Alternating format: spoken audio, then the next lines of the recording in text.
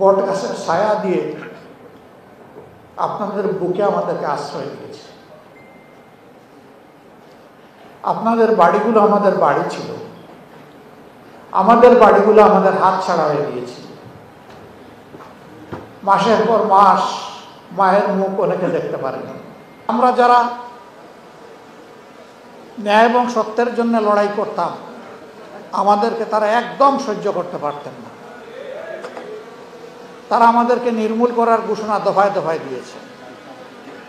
তারা অনেক কিছু করেছেন, আমাদের নেতৃবৃন্দকে খুন করেছেন, সহকর্মীদেরকে খুন করেছেন, আমাদের সহকর্মীদেরকে গুম করেছেন, আমাদের পার্টির রেজিস্ট্রেশন ক্যান্সেল করেছেন, আমাদের প্রতীকটা কেড়ে নিয়েছেন। শেষ পর্যন্ত তাতেও শান্তি না পেয়ে আমাদেরকে নিষিদ্ধ ঘোষণা করেছে। অন্য কোনো পার্টির ক্ষেত্রে এই কাণ্ডগুলা ঘটে নাই। হ্যাঁ, খুন গুমের ঘটনা ঘটেছে, মামলা হামলার ঘটনা ঘটেছে, কিন্তু কারণ রেজিস্ট্রেশন বাতিল করা হয়নি, কোনো পার্টিকে নিষিদ্ধ করা হয়নি। এমনকি কোনো পার্টির দায়িত্বশীল নেতাকর্মীদের বাড়িঘর বোল্ডোজার দিয়েও ভাঙা হয়নি, সেটা আমাদের ক্ষেত্রে হয়েছে। কিন্তু আমরাই একমাত্র মজলুম ছিলাম না, যারাই সরকারের বিপরীতে ছিলেন সকলেই মজলুম ছিলেন। এমনকি দেশের 18 কোটি মানুষ মজলুম ছিল। জায়গায় জায়গায় সিন্ডিকেট তৈরি করে মানুষের সকল অধিকার কেড়ে নেওয়া হয়েছে। মানুষের নিত্য প্রয়োজনীয় দ্রব্য যার দাম 1 টাকা হওয়ার কথা, সেটা 5 টাকা হয়েছে, 3 টাকা হয়েছে, 2 টাকা হয়েছে। সিন্ডিকেশনের কারণে হয়েছে। সিন্ডিকেটগুলো সব সেই দলের ছিল, দেশে বিদেশে এই সিন্ডিকেট হয়েছে।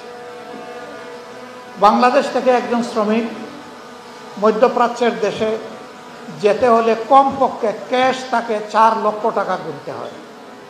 পাশের দেশ ভারত থেকে যায়, নেপাল থেকে যায়, পাকিস্তান থেকে যায়, তারা 70 এবং 80 হাজার টাকা গুনেই চলে যায়।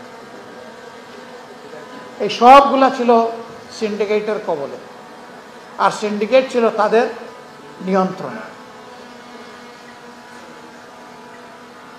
সম্মানিত সুধীমণ্ডলী, 15.5 বৎসরের এই কষ্ট যাতনা আল্লাহ যখন আমাদের এই জাতির বুকের উপর থেকে সরাই দিলেন, আমরা আল্লাহ তাআলার শুকরিয়া আদায় করতে গিয়ে সেজদায় পড়লাম। আমরা বিক্ষোভে অথবা উচ্ছ্বাসে ফেটে পড়িনি। আমরা 5 আগস্টে 2024 সালের রাতের বেলা বঙ্গভবন থেকে ফিরে এসে বিধ্বস্ত কেন্দ্রীয় কার্যালয়ে ঢুকেছিলাম। সব কিছু একদম উলটপালট, পচে গলে একাকার হয়ে গেছে। 13.5 বৎসর আমাদেরকে আমাদের পুরো কার্যালয়ে ঢুকতে দেওয়া হয়নি। এরকম একটা অবস্থার ভিতর দিয়ে আমাদের দিন কেটেছে।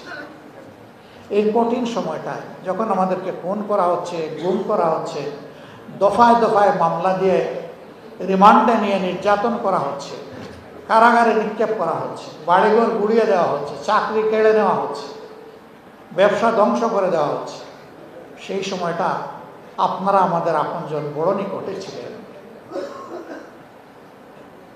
Furniture just smarter, JMG furniture. স্ত্রী সন্তানদেরকে দেখতেই পারেনি, সময়ও দিতে পারেনি, অথচ দেশেই ছিল, বিদেশে।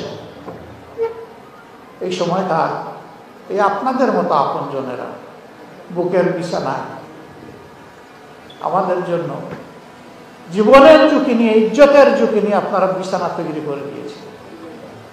এর ঋণ পরিশোধ করার কোনো শক্তি আমাদের নাই। আমরা বিশ্বাস করি আপনাদের এই ভালোবাসা ছিল আল্লাহ তাআলার ভালোবাসা পাওয়ার আশা। আমরা আমাদের অনেকেই রক্তের আত্মীয় ছিলাম না, কিন্তু তার চেয়েও বেশি দায়িত্ব আপনারা পালন করেছেন। এর কোনো প্রতিদান আমাদের হাতে নাই। সমস্ত প্রতিদানের যিনি মালিক, এই সম্মানিত সুধীমণ্ডলী, যারা আমাদের আপনজন, প্রিয়জন, বন্ধুজন এবং ভাই ছিলেন, আপনাদেরকে মহান আল্লাহর কাছে সুপারত করলাম। আমাদেরকে এই ভালোবাসা এবং ইজ্জতটুকু দেওয়ার জন্য স্বয়ং আল্লাহ আপনাদেরকে ভালোবাসে।